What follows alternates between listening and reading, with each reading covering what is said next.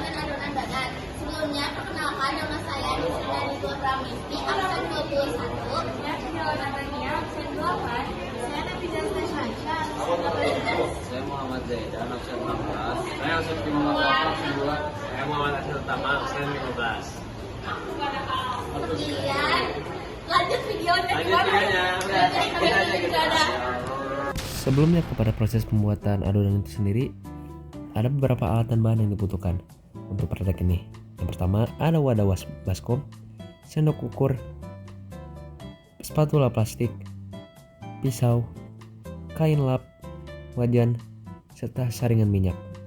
Untuk bahan itu sendiri ada 250 gram tepung terigu protein tinggi, 3 sendok makan gula pasir, 1 butir telur, 90-100 ml susu cair dingin, 1 sendok teh ragi instan, vanila secukupnya, 1/8 sendok teh baking powder, 1 sendok makan margarin, 1/4 sendok teh garam, serta minyak secukupnya untuk menggoreng.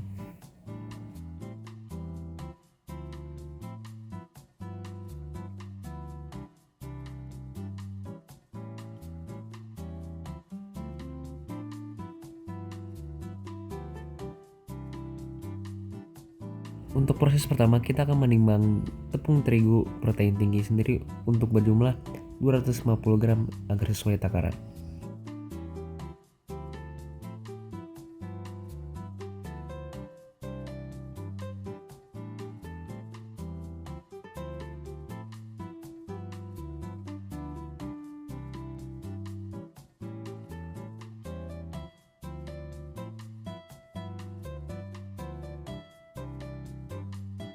Selanjutnya kita akan mencampurkan tepung terigu dengan bahan yang sudah kita campurkan sebelumnya.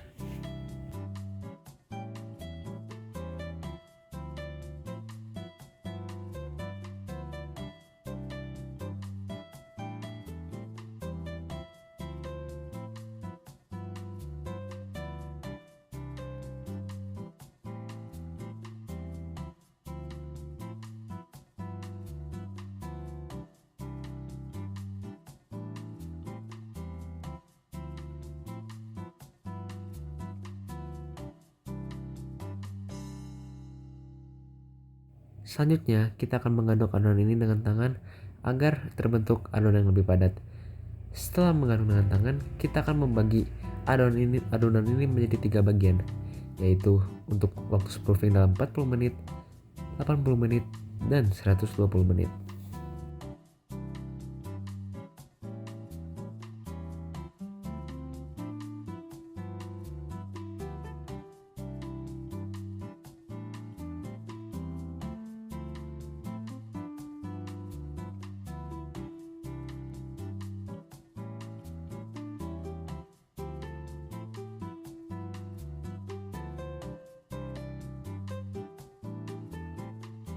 Setelah pembuatan adonan itu sendiri, kita mencoba untuk membagi adonan ini dalam 6 bagian, 2 untuk setiap piring yang mempunyai waktu proofing berbeda.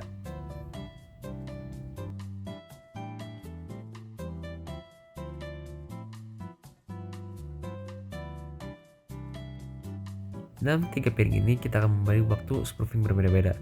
Untuk piring pertama berwarna kuning, kita akan beri waktu proofing 40 menit. Untuk piring berwarna pink, kita kasih waktu proofing selama 80 menit. Dan terakhir piring berwarna hijau untuk proofing selama 120 menit.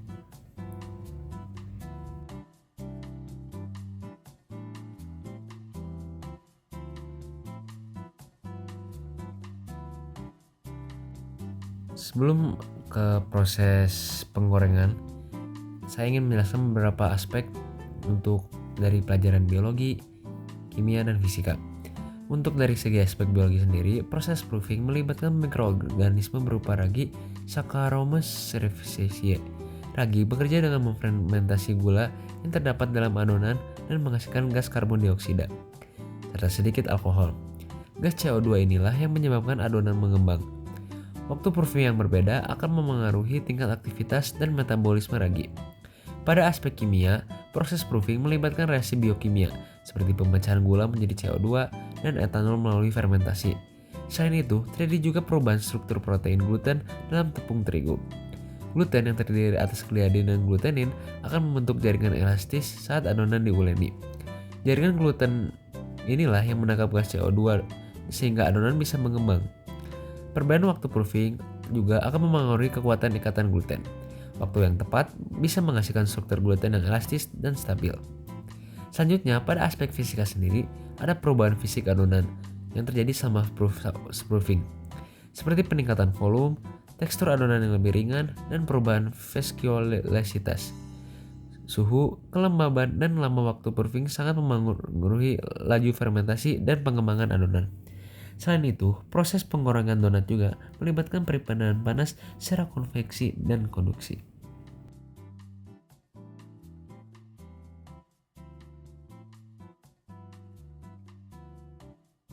Selanjutnya, untuk hasil dari fermentasi ragi dalam waktu proofing 40 menit. Dilihat saat kita mencetak juga, terasa bahwa tekstur pada permukaan masih padat dan kurang elastis. Dan catatan sama fermentasi juga, aktivitas ragi masih rendah. Serta kalau kita perkirakan, hanya perubahan ukurannya hanya mengembang 25% lebih. Untuk waktu proofing selama 80 menit, perubahan ukurannya mengembang 90% lebih dan teksturnya juga terasa halus dan elastis. Fermentasinya pun berlangsung secara optimal karena memang sesuai riset studi lain, waktu proofing selama 80 menit memang yang paling optimal.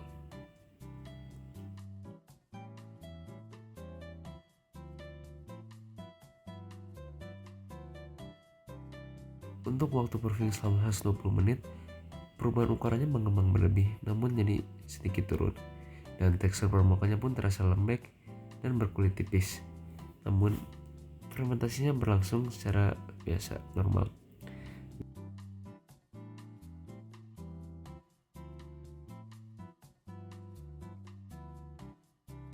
Untuk penggorengan sendiri, kita menggunakan minyak bermerek Tropikal. Namun sayangnya, karena ada keterbatasan alat, kita tidak ada termometer minyak untuk mencek suhu. Namun, karena sebelumnya kami sudah ada percobaan membuat donat ini dan mengukurnya, diperkirakan minyak berada di suhu 180 derajat Celcius untuk menggoreng donat dengan perbandingan waktu proofing yang berbeda-beda ini.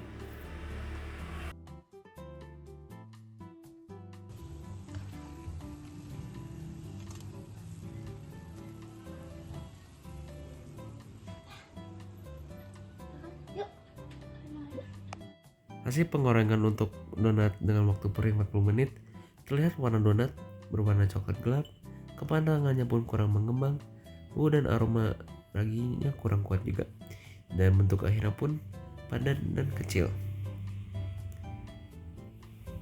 Dan watering pun tidak terlihat, yang merupakan garis putih di sekelilingan donat.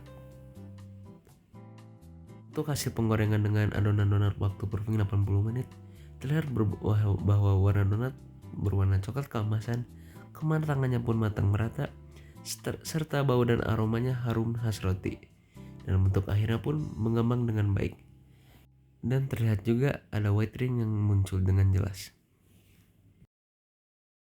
Selanjutnya, hasil penggorengan dengan waktu proofing selama 120 menit, terlihat bahwa warna donat berwarna coklat pucat dan tidak merata. Kematangannya pun kurang matang di beberapa bagian, dan bau dan aromanya agak asam. Serta bentuk akhirnya pun kurang stabil dan kempes. Serta watering pun terlihat sangat tipis.